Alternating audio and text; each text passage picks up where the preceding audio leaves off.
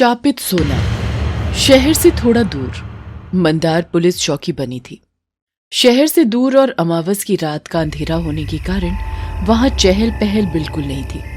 इसलिए night duty पर तैनात कमलनाथ चैन से चेयर पर बैठे बैठे झपकी ले रहा था कि तभी टेबल पर रखे फोन की घंटी बजी। उसकी नींद टूटी और एक अंगड़ाई लेकर उसने फोन उठाया।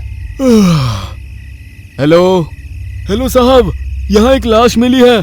फोन पर किसी ने शमशान घाट के करीब एक लाश मिलने की खबर दी। कमलनाथ 2 कांस्टेबल के साथ मौके पर जा पहुंचा और मुआयना करने लगा। पहले तो कमलनाथ इसे किसी आम हत्या की तरह समझ रहा था, लेकिन तफ्तीश के लिए जब लाश के करीब गया तो उसका ये वहम टूट गया, क्योंकि उस लाश का सिर ही नहीं था और शरीर पर इतने घाव थे कि शायद कोई जानवर भी ऐसा करने से पहले सोचता। तहकीकात के लिए बाकी टीम के साथ कमलनाथ भी एक टॉर्च लेकर आसपास मुआयना करने निकला। कमलनाथ अभी कुछ आगे ही निकला था कि उसे एहसास हुआ जैसे कि कोई उस पर नजर रख रहा है। उसने रुककर आसपास टॉर्च की रोशनी डाली तो उसे पीछे के पेड़ों की तरफ कुछ हलचल महसूस हुई। वो झटके से पीछे मुड़ा तो एक काला साया पेड़ के पीछे गायब होते दिखा। ये देख उसका दिल रुक सा गया, लेकिन फिर उसने हिम्मत की और भागकर पेड़ के पास गया तो उसने देखा कि एक बूढ़ा व्यक्ति छुपने की कोशिश कर रहा था। कमलनाथ के जाते ही वो कहने लगा, नहीं, मुझे मत मारना, मैंने कुछ नहीं किया। तुम्हें कोई कुछ नहीं करेगा, मैं पुलिस वाला हूँ। और फिर कमलनाथ ने वहाँ हुआ सारा वाकया उससे पूछा तो उस बूढ़े ने बताया वो बेघर है और शहर जाने के लिए यहाँ से गुजर रहा था। तभी एक व्यक्ति उसके करीब से होते हुए शमशान में चला गया और उसके थोड़ी देर बाद ही उसे किसी के चीखने की आवाज आई तो वो शमशान में चला आया, लेकिन नजर कमजोर होने के कारण रात में वो कुछ देख नहीं पाया। और इतना बताने के बाद उसने कहा कि लेकिन वो इतना जरूर जानता है कि यहाँ कुछ गलत जरूर हुआ है। कमलनाथ बात कर ही रहा था कि तभी उसकी नजर बूढ़े के पास रखे एक थैले पर पड़ी।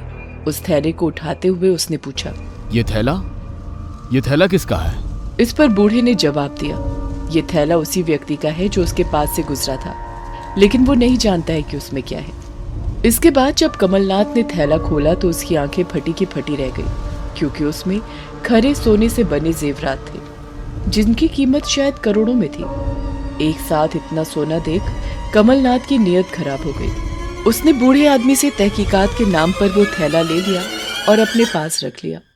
सोने को लेकर कमलनाथ बड़ा खुश था, लेकिन वो नहीं जानता था कि ये उसके जीवन की सबसे बड़ी भूल साबित होने वाली है, क्योंकि उसके बाद जो कुछ होने वाला था उसकी वो कल्पना भी नहीं कर सकता था। शुरुआत में कुछ दिन तक सब ठीक था, उसके साथ अजीब अजीब घटनाएं होने लगी। एक दिन वो थाने से लौटकर फ्रेश होने के लिए बाथरूम में गया और मुंह धोने लगा, लेकिन मुंह धोकर जैसे ही उसने आईने में देखा तो उसे दिखा कि एक भयानक दिखने वाली औरत बहुत सारे गहने पहने ठीक उसके पीछे खड़ी है। कमलनाथ इतना घबरा गया कि वो कोई प्रतिक्रिया नहीं कर पा रहा था।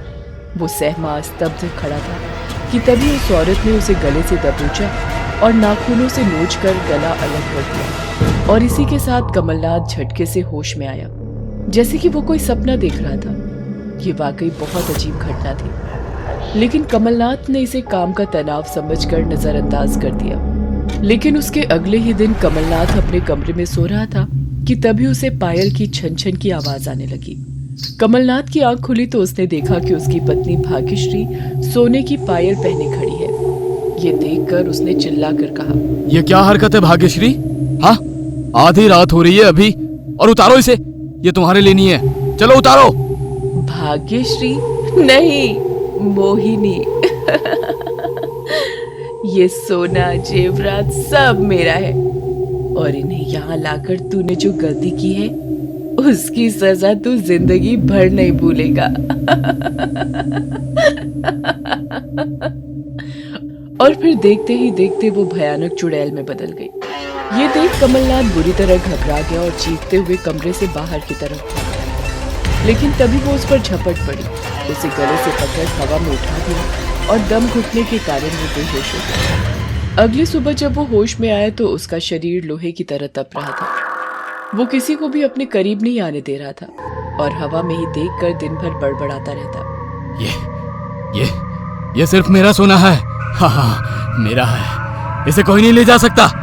जो ले जाएगा वो मारा जाएगा। एक दिन उसकी पत्नी ने उसके करीब जाने की कोशिश की।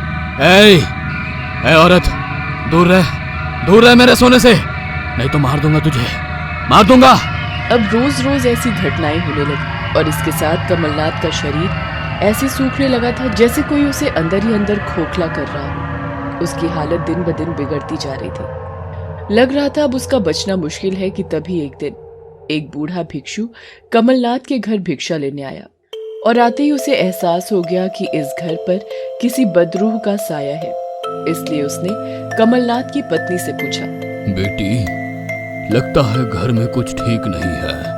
कमलनाथ की पत्नी ने भी हामी भरी और अब तक की सारी स्थिति उसे बताई। जितना जल्दी हो सके उस मनहूस सोने को घर से बाहर कर दे, नहीं तो इसका नतीजा अच्छा नहीं होगा। लेकिन कमलनाथ पूरी तरह उस सोने से निकली चुड़ैल के साए में था, जिसके कारण ये हो पाना संभव नहीं था। इसलिए भिक्षु ने रक्षा के लिए एक अभिमंत्रित धागा कमलनाथ की बाजू पर बांध दिया। धागा बांधने के बाद कमलनाथ को वो आत्मा दिखना बंद हो गई, लेकिन अब उसे हर जगह पायल की आवाज सुनाई देने लगी और सोने की कोई भी चीज देखते ही वो चिल्ला उठता।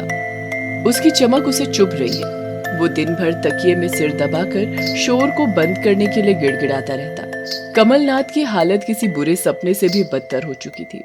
वो कई दिन तो ऐसे ही प्रताड़ना सहता रहा, लेकिन फिर एक अमावस की काली रात को कमलनाथ एकाएक उठा और सारा सोना उठाकर घर से निकल गया। रुको, मैं इसे दफना दूंगा, फिर कोई आवाज नहीं आएगी। हाँ, नहीं आएगी, और फिर मैं ठीक हो जाऊंगा, आजाद हो जाऊंगा इस शापित सोने से।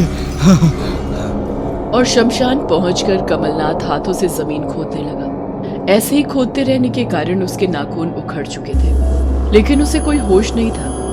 वो सोना गड्ढे में दफना रहा था कि तभी अचानक एक बड़ी तलवार से किसी ने उसके गले पर वार कर दिया और एक ही झटके में उसका सिर बदन से अलग होकर गड्ढे में जा गिरा। कमलनाथ का सिर कटा, शरीर कुछ देर छटपटाया और फिर शिथिल हो गया। करने वाला कोई और नहीं बल्कि वही भिक्षु था जो कमलनाथ के घर भीख मांगने आया था। ए शैतानी शक्तियों के मालिक, मेरी बलि स्वीकार कर।